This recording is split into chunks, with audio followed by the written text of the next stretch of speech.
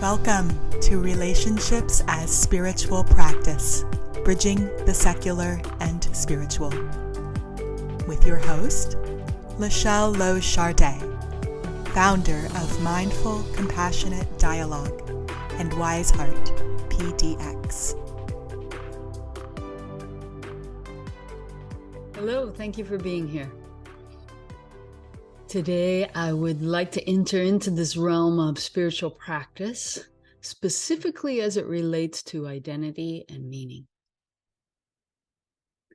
I have a thought that religion is attempting to help us with identity by attempting to help us remember who we are, trying to help remind you that you are a beautiful creation in a universe made from love, that you are made from love and light, utterly unique. Oh, I feel a little sad when I think of some of my experiences in various religions in which that is not what is transmitted. And so I definitely want to name it for me, that it lives for me as a part of spiritual practice, that we are attempting to remember who we are in every moment. We are attempting to remember that we are made from love, that in any moment we can choose to love, that we are great and powerful spirits engaging in this human experience. And that this human experience is intense with sensation and ideas of how things should be or are. All kinds of ideas of smallness and lack and separation.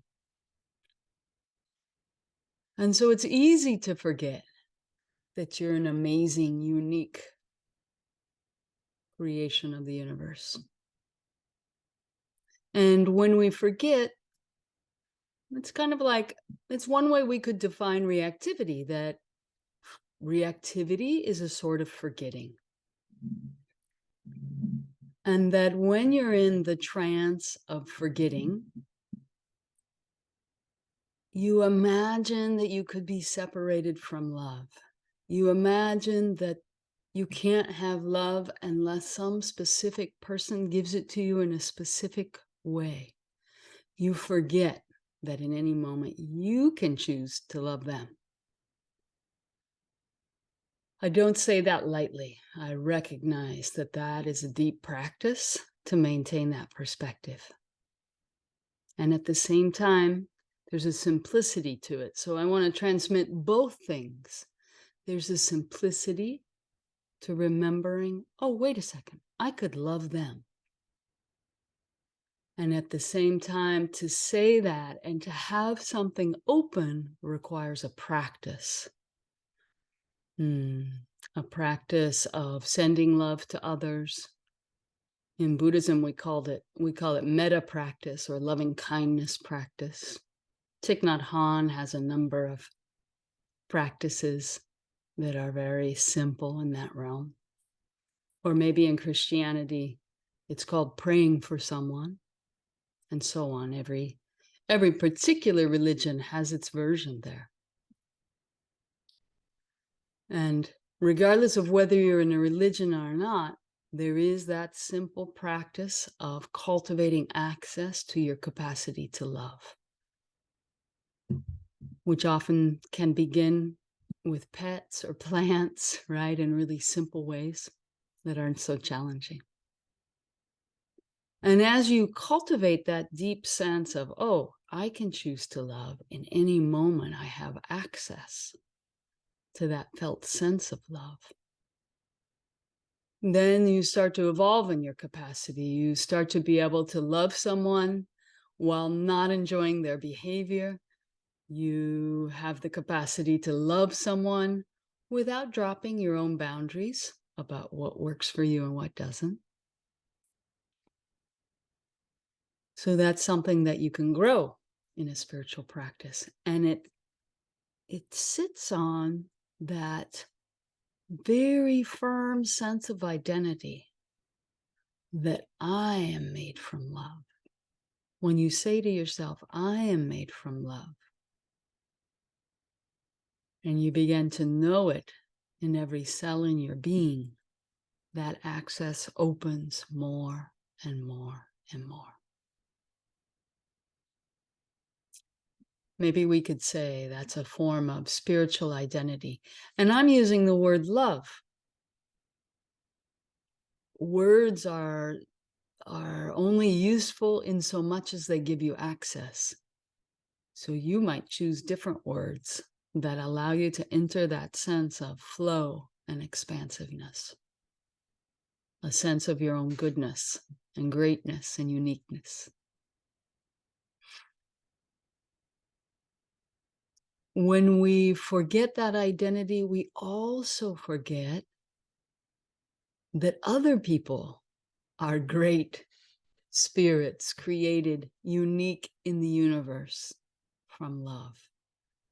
And so we forget that when something does something that stimulates pain for you, that they are also this great spirit attempting to evolve in love in this difficult plane of existence.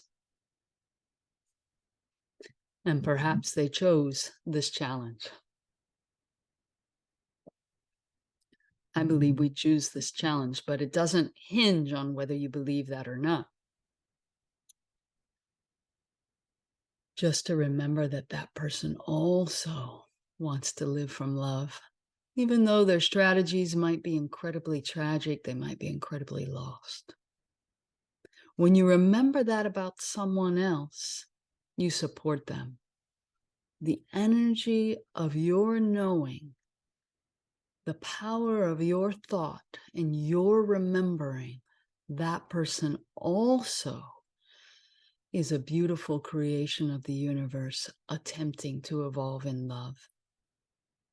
The energy of that thought supports that person in remembering.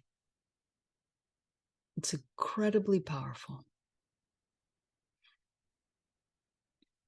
And in a moment that you forget who you are,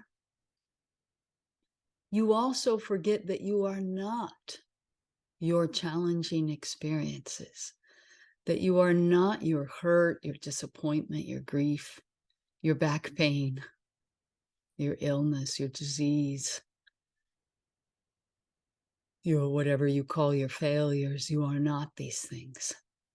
And when you remember, oh, I am not these experiences, then you can welcome them. This is a part of being human, that I feel hurt, that I have reactivity, that I get sick. Okay, I can feel compassion for this reaction, for this pain, for this discomfort. You can send love into those experiences as you are with them. Name them out loud for yourself and name them out loud with someone who cares about you. You're not meant to experience that all alone. We'd each have our own planet if that was the practice, right?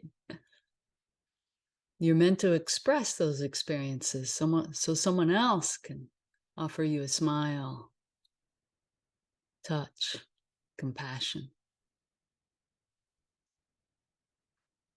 So then the central question becomes, how do you remind yourself of who you are? How do you remember? How do you know it in the depth of your being moment after moment? For me, this is the most central question, because when you remember who you are, you live from an expansive you that can feel compassion, access wisdom, and make use of all the knowledge and skills you've worked so hard to attain. And from this grounded place in yourself, remembering who you are, you naturally respond. You take action when you see suffering. You step up and you naturally do something new. You do something life-serving. You don't try to hide or ignore the systems of racism and capitalism that actively promote fear, separation, scarcity, and layers of delusion. You turn towards that and you say, okay, I want to face this head on. I want to face it in me, how I'm conditioned by those systems in our world. And I want to start to deconstruct. When you remember who you are, you can't be fooled so easily. And the more you actively deconstruct that conditioning within yourself, the more you are able to direct your energy consciously to equity, fairness, inclusion, love, compassion, that which serves life. And more you find yourself remembering that every living being is made from that same love and light that you are made from. And you refuse to be separated from that truth. There comes a point in your practice in which you experience a force, a power that says, I refuse to be separated again from the truth that every living being is precious and sacred. And no amount of superficial differences will distract you from that. And when you are firm in that, you also know that in every moment, the state of your heart, your thoughts, your words, your beliefs, your actions matter because you live in an interconnected web of life. And everything you do has meaning because it affects the whole. It affects me. It affects the person next to you. It affects the person on the other side of the world. The care you offer when you hold a door from someone, when you make the effort to break free of grumpiness and offer a smile to a stranger, when you're willing to pause and take a moment and put your hand on your heart and offer yourself compassion, all of that matters. With those daily practices, you support us all. So thank you for all that you already do like that. And I leave you with this question of, how do you enter into that remembering? What are you doing every day that's helping you remember?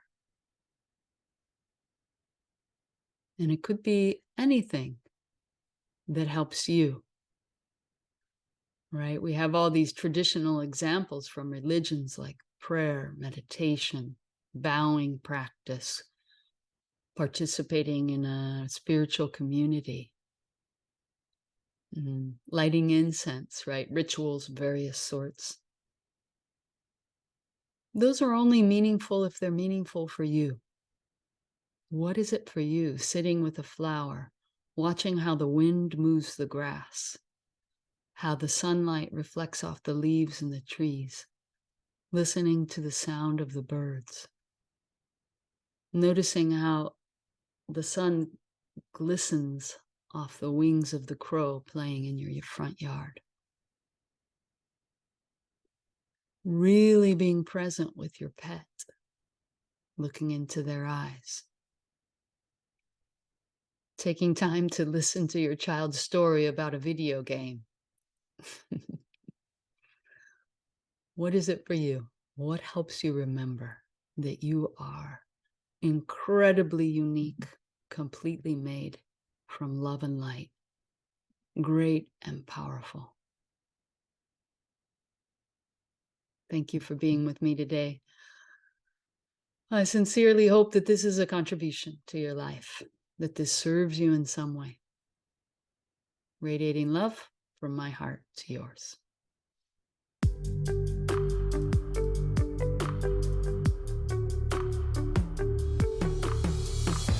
You can find free resources and information about mindful, compassionate dialogue, as well as Wise Heart's live offerings and self-paced workshops online at www.wiseheartpdx.org. You can also connect with Wise Heart on Facebook, Instagram, Twitter, and YouTube, or by emailing info@wiseheartpdx.org.